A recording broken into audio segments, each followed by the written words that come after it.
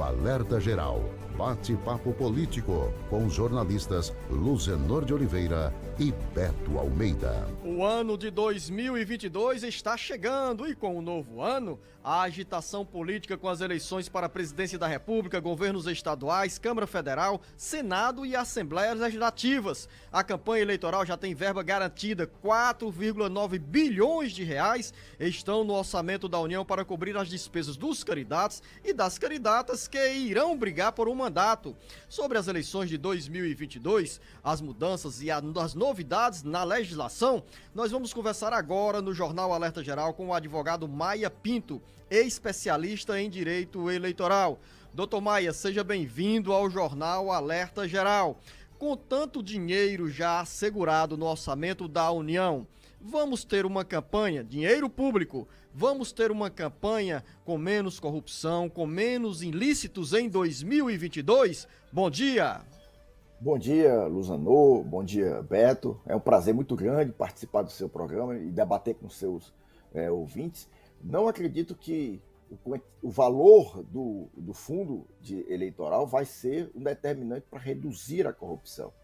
Essa parece ser uma chaga que acompanha a democracia brasileira há muito tempo e seguramente ela não se combate colocando mais recursos públicos que são retirados, Luzanor, da educação, da saúde, do auxílio emergencial, da infraestrutura. O orçamento da União vai ser o menor da história, não consegue recompor sequer a depreciação, o menor investimento público de que se tem notícia. A economia está com uma grande dificuldade e causou muita perplexidade e desgaste na sociedade, no momento de muito agravamento, as empresas com dificuldade, a população sofrendo muito, que a classe política tenha abocanhado uma bagatela de 5 bilhões de reais. Para você ter uma ideia, isso foi praticamente 1/3 do acréscimo do auxílio emergencial para colocar o Auxílio Brasil. Então é um valor significativo que não vai ter absolutamente nenhum ganho de qualidade nas eleições. Doutor Maia, quando foi extinto o financiamento privado das campanhas com as doações aos candidatos e aos partidos, o argumento era justamente esse: com dinheiro público nós vamos ter campanhas mais limpas. E onde encontraremos então, diante da sua exposição, o caminho para termos eleições com menos corrupção, com mais comprometimento dos candidatos e dos eleitores na escolha de quem vai representá-los no parlamento e também no executivo? Excelente ponto, Luzanor. E você faz parte da solução. É através da disseminação do conhecimento, da propagação das informações, das propostas, quem são os candidatos. Você faz um papel recorrente em aperfeiçoar a democracia. Está toda hora falando, questionando, apontando os erros, e a sociedade evolui dessa forma. As redes sociais têm um papel disruptivo nessa questão da pandemia. A gente tem um presidente eleito praticamente com rede social, WhatsApp, a população se informa mais, ela é ávida por conhecimento, por saber quem é o candidato, o que é que ele fez, quais são as propostas dele, se meteu em corrupção antes ou não se meteu. É aí que a gente pode realmente criar uma modificação nos rumos do Brasil. Está longe de ser com gasto público ou com qualquer outra forma. Eu acho que o seu programa é um monumento ao aperfeiçoamento da democracia. Temos sempre o compromisso, doutor Maia, de abrir o espaço aqui para ouvir diferentes opiniões e também levar a nossa contribuição nesse processo eleitoral que está chegando. Agora, em cima dessa sua exposição, quero fazer uma outra pergunta antes do jornalista Beto Almeida já entrar nesta entrevista. Há poucos dias tivemos uma pesquisa do Instituto Datafolha mostrando que apenas 10% dos brasileiros consideram a atuação do Congresso Nacional boa ou ótima. A que se atribui, doutor Maia, essa baixa expressividade de popularidade dos congressistas? É justamente por conta, por exemplo, da aprovação de um fundo eleitoral tão gigantesco de quase 5 bilhões de reais? Qual é a percepção que o eleitor está tendo dessa movimentação do Congresso Nacional? E se nessa interpretação dos eleitores nós teremos um julgamento dos atuais parlamentares que irão disputar as eleições ou a reeleição em 2022? Exatamente. Você coloca a questão da crise dos regimes democráticos. No mundo inteiro existe essa crise.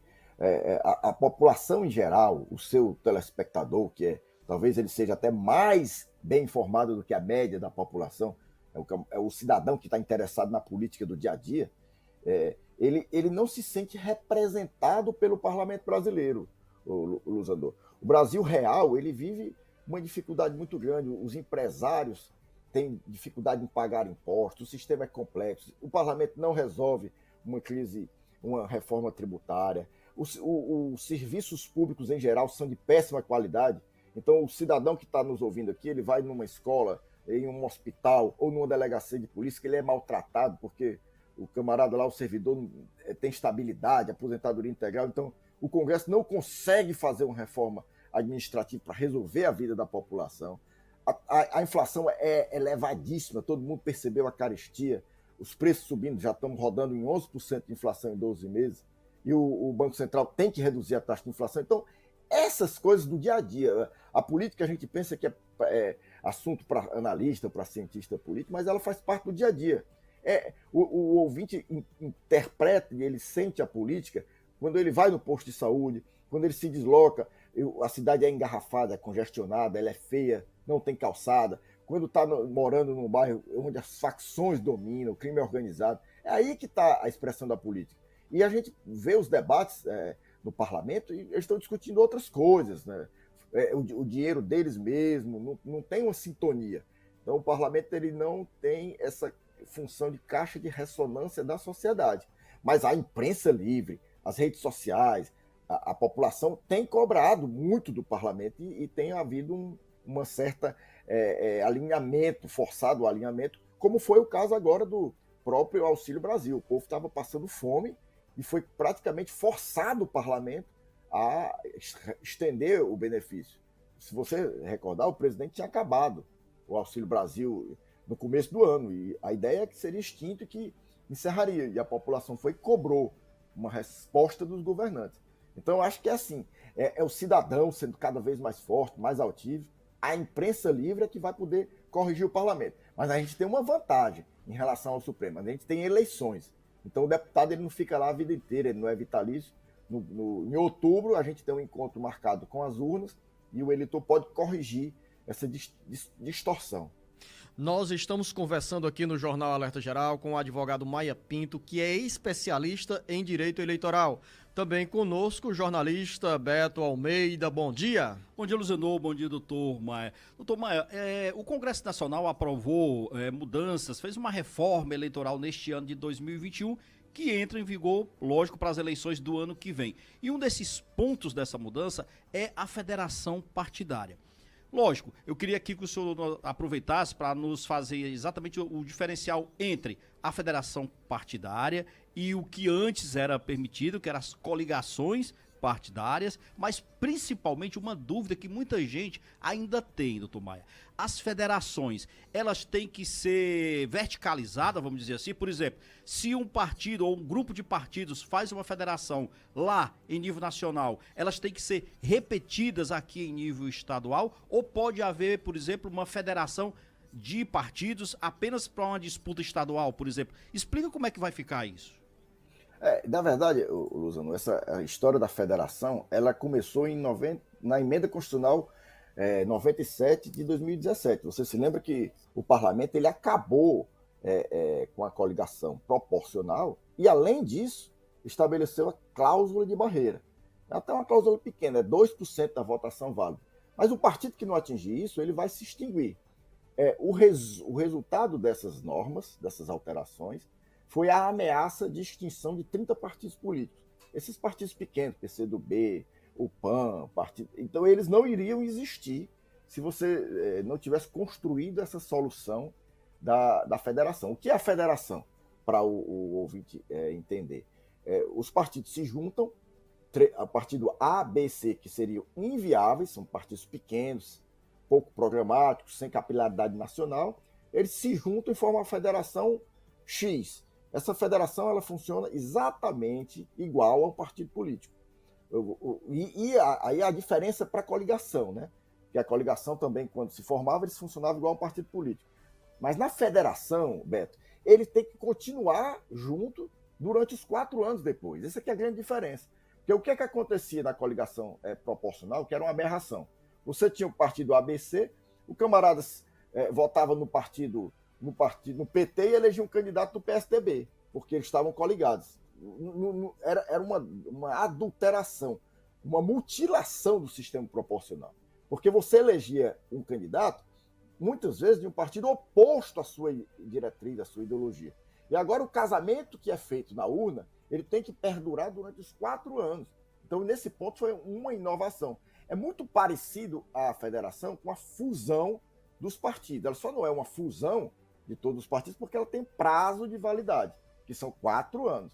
E ela não se sujeita à regra da verticalização, inclusive foi desverticalizado, né? Foi uma inovação do Supremo. Aliás, a Suprema Corte ela tem feito a reforma política que o parlamento não faz, né? A verticalização foi uma interpretação, e depois a questão que o Luzano colocou do financiamento de campanha foi uma decisão judicial. A quebra da cláusula de barreira, ela era 5%. Beto, se o Supremo não tivesse se metido nessa história, a gente teria hoje no Brasil 3 ou 4 partidos políticos, porque a cláusula de barreira era alta, agora a gente está em 2%. Mas Então, eu pergunto... Jornalista Beto Almeida, me permita um minuto com o doutor Maia Pinto, porque nós temos um intervalo rápido e voltamos já já na sequência dessa conversa, que é importante para você, ouvinte internauta, para entender melhor as mudanças que estão sendo feitas no processo eleitoral para 2022. Em um minuto. Estamos de volta aqui no Bate-Papo Político, nesta entrevista com o advogado especialista em direito eleitoral, Maia Pinto. Eu já estou aqui com 2 perguntas anotadas, mas vou retomar a palavra com o jornalista Beto Almeida, que tem um questionamento ainda sobre as federações partidárias. Pois não, Beto Almeida? Só a questão da verticalização que ele falou que não existe. Mas, doutor Maia, então eu quero só, para tirar a dúvida e deixar bem claro o seguinte: se hoje um grupo de pequenos partidos resolverem fazer essa federação aqui no estado do Ceará, não implica dizer que ela terá que seguir uma federação ou formato lá em nível nacional, é isso? Exatamente. Hoje a Constituição, houve, não sei se você se recorda, a emenda da desverticalização, né? O TSE inventou a verticalização, foi o ministro Nelson Jobim, e o parlamento reagiu e criou uma emenda constitucional para garantir que os partidos políticos tenham autonomia para fazer as suas coligações. E a lei que criou as federações, ela simplesmente diz assim: embora a federação tenha abrangência nacional, ela não é obrigado a se repetir nos entes federados. Então, o que pode acontecer, na linha do que você está colocando, é o seguinte: o partido, em nível nacional, faz uma federação entre A e ABC, ela não é obrigada a se repetir nos estados, ela não é obrigada. Mas o Tribunal Regional Eleitoral, o TSE, pode impedir que haja divergência. Por exemplo, o partido está federado lá no nacional e aqui eles podem atuar isoladamente ou eles podem fazer subfederações dentro daquele conjunto maior.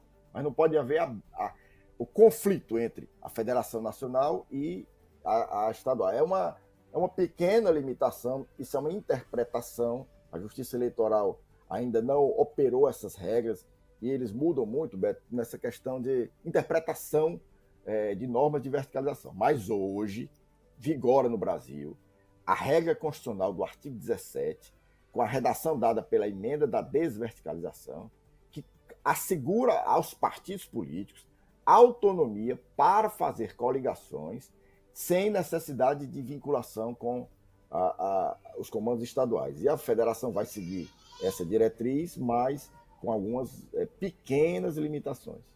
O doutor Maia Pinto, você nos traz aí essa terminologia para que a gente ganhe mais intimidade com a legislação eleitoral quando fala sobre a subfederação, ou seja, para eu entender melhor e também os nossos ouvintes. Se nós temos uma federação nacional com 6 partidos, dentro dessa federação de 6 partidos, aqui no Ceará, 3 partidos dentro desse grupo podem formar uma subfederação. É essa a interpretação?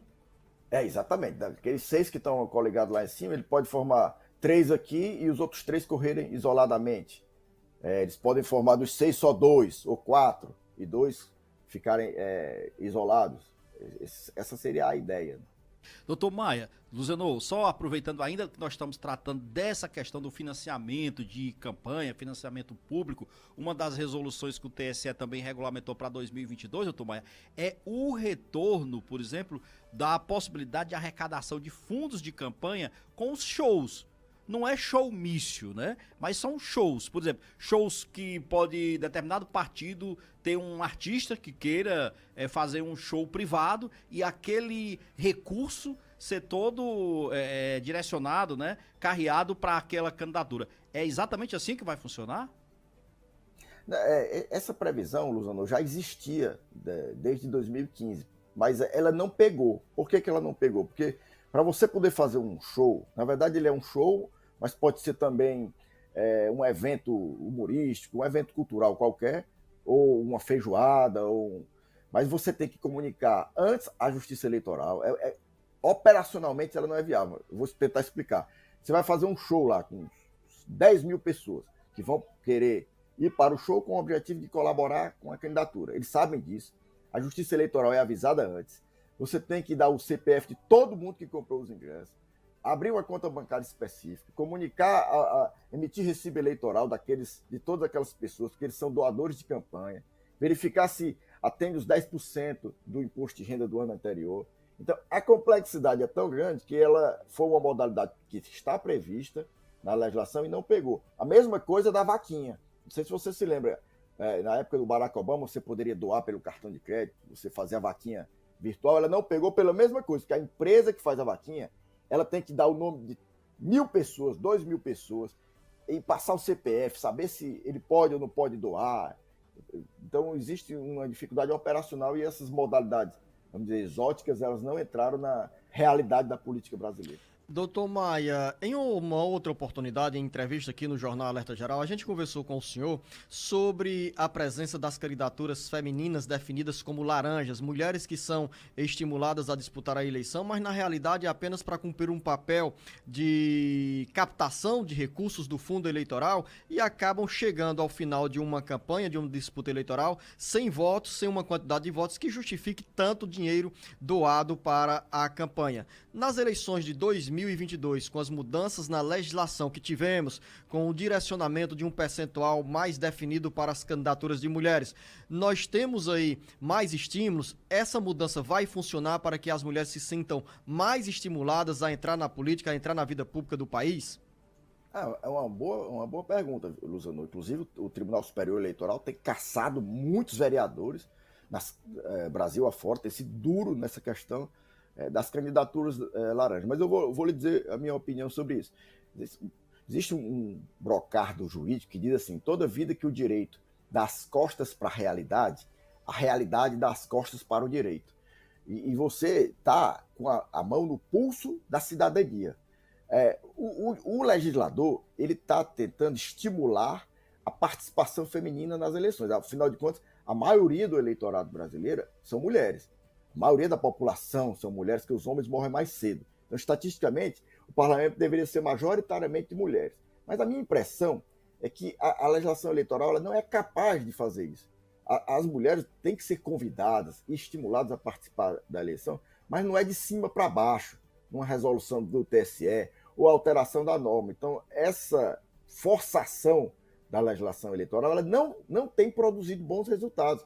Eu participo muito de convenções há mais de 20 anos por dever profissional. Os partidos, Luzano, eles não encontram filiadas que tenham densidade eleitoral. E a legislação obriga que elas preencham 30%. Então é um caos, porque o partido não quer fazer candidatura laranja, muitas vezes, presidente de partido sério, pessoas comprometidas.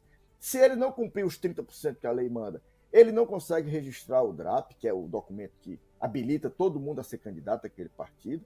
E o que acontece é que você, no final das contas, tem que chamar ali uma pessoa ou outra para participar do processo eleitoral. O melhor, talvez, fosse a gente construir um outro tipo de arranjo legal para forçar as mulheres a participar. O seu programa mesmo, que dá abertura, chamar, pedir que as mulheres participem, mas eu acho que essa ideia de forçar através da legislação e punir, brigar e sancionar o castigo, a lei não foi eficiente, ela não produziu bons resultados deveria ser excluída e a gente partir para outro tipo de incentivo. Tem um jurista que diz assim, eu acho que deveria ser metade das vagas para mulheres. O homem mais votado, depois a mulher mais votada. Aí se preenche 50% das cadeiras. Né? Mas hoje, doutor Maia, hoje com esse entendimento, com essa nova resolução de que faz a contagem em dobro dos votos dados a mulheres e pessoas negras na disputa, por exemplo, aí no ano que vem, Câmara dos Deputados, por exemplo, Assembleias, isso não vai, de certo modo, melhorar o estímulo, vamos dizer assim, para as candidaturas femininas e principalmente para que os partidos tenham efetivo interesse em ter candidaturas femininas e não necessariamente apenas, vamos dizer assim, laranjas para atingir essa cota? Isso não facilita? É uma tentativa, né? O modelo que está aí há 20 anos não tem funcionado, né? Você tem razão, pode ser que você criar, vamos dizer, um prêmio, um overvote, né? Que você cria um prêmio, um incentivo, é uma forma. Outra forma seria construir cotas. O direito eleitoral está caminhando também, Beto, para dar mais dinheiro para a mulher, né? A mulher que quer se candidatar hoje, ela tem um valor desse dinheiro lá dos 5 bilhões, é mais fácil a mulher acessar os recursos públicos de campanha. Então, pela via do financiamento, você pode estimular também a candidatura. Mas eu acredito que isso tem que ser uma mudança da sociedade, Beto. Não adianta querer colocar na legislação, forçar a mão. As mulheres precisam, tá? E fica até uma convocação aqui na audiência do seu programa. As mulheres precisam participar do debate público, precisam participar das eleições, se candidatem, procurem seus partidos. É mais fácil para a mulher se candidatar, ela tem mais dinheiro disponível, a legislação faz esse convite. E é importante que elas participem, mas que isso tem que ser voluntário, ela tem que querer participar. Não é, eu não acredito nesse tipo de regulamentação, ela não funciona no mundo inteiro. Existe realmente um perfil masculino na política, mas ela precisa ser mudada através das bases, dos professores, da escola pública. Educação para a cidadania é um dispositivo constitucional, o artigo 206. A educação brasileira tem que se voltar para a cidadania. Então, estimular as garotas. Quem vai ser o governador do Ceará daqui a 50 anos? Esse que deveria ser o pensamento. Esse garoto hoje deve ter 6, 7 anos de idade. Então, o governador do Ceará em 2060 é o homem que a gente tem que trabalhar hoje. Ele está com a cabeça aberta. De preferência que seja uma mulher. Doutor Maia, eu quero encerrar essa entrevista com a seguinte pergunta, até mesmo no contexto das primeiras duas perguntas que nós fizemos aqui na abertura da nossa conversa. Em 2022, teremos, com os dados atuais, uma população ainda mais empobrecida em função da pandemia da Covid-19. Isso por conta do desemprego e também da desassistência que muitas pessoas estão sofrendo, desassistência do ponto de vista do poder público.